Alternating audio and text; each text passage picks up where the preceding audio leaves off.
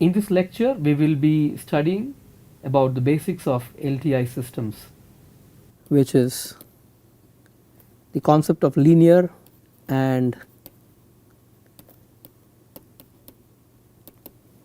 time invariant systems.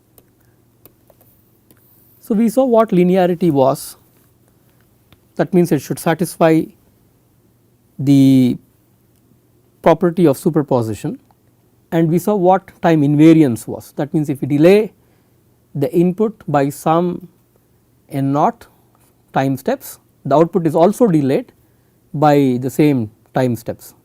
Now, if a system has both linearity and shift invariance or time invariance, it is called linear time invariant system, and we extensively study linear invariant time invariant systems in signal processing. So, let us see if it has any unique property. To study this, let us consider the following. Suppose h suffix k of n denotes the response of a system to an impulse at n equals k. That is, we are giving some impulse delta n minus k, and let us assume h k of n denotes the response of the system to the impulse given at n equals k. So, we can write any sequence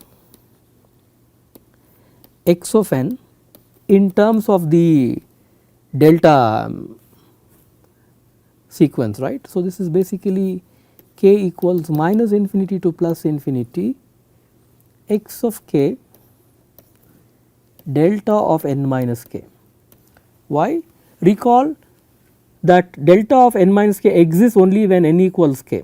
So, that means when n equals k, this is 1, this thing happens to be 1, and therefore, when this just becomes x of n.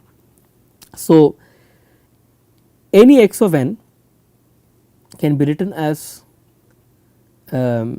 basically modulated through this delta sequence, right. Now, since the system is linear,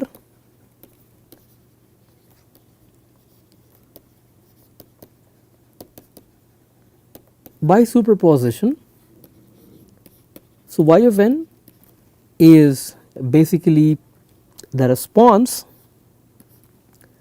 to this x of n, right. Y of n is the response of the system to the input x of n, and this is response to x of n which is expanded out using the delayed delta sequence, and since t is linear,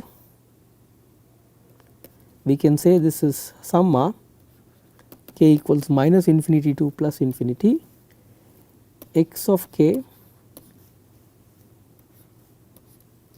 you bring in the map t here and t of delta n minus k. So, the validation to this step is linearity. You may call linearity from a systems perspective. If you are a mathematician, you may say this is a linear map. Okay. Now, we can simplify this further. We can say this is summation k equals minus infinity to plus infinity x of k, and we said the response of the system to an impulse at time n equals k is h k of n, right, and we just replaced it in this form. Now, let us apply shift invariance, because we said that the system is endowed with shift invariance property. Now response to delta n minus k is h n minus k. So your h k of n can be replaced by h of n minus k, right, because it is shift invariance. So therefore response to the input delta n minus k will result in h of n to be delayed by k time steps, which is h of n minus k. So now we are sort of ready. Y of n is summa k equals minus infinity to plus infinity x of k h of n minus k, and this is an important relationship because this operation is the convolution operation between sequences x of n and h of n, right. So from this step we can come to this, the last step,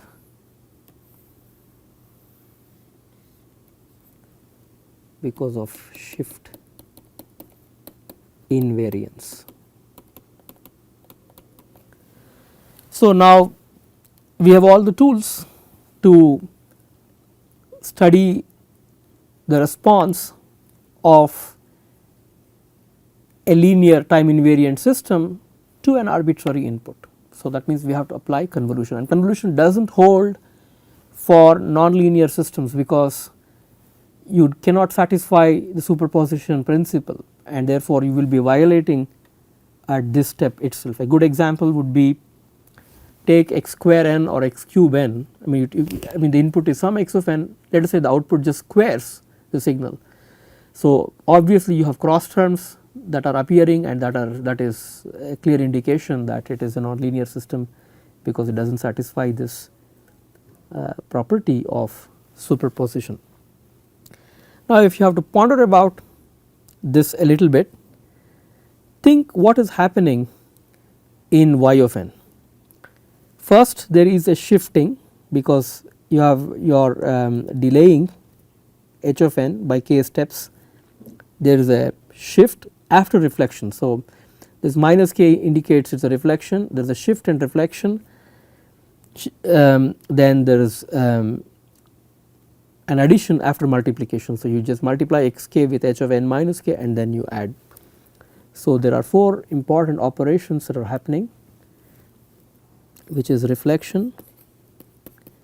So I give you h of k, I get h of minus k, reflection, then shift because you have to get n minus k, then you multiply and then you add, and these operations, these 4 operations basically define the are part of the convolution. So these 4 operations are part of convolution, and convolution is an important property for LTI systems or linear time invariant systems. So with this we are ending this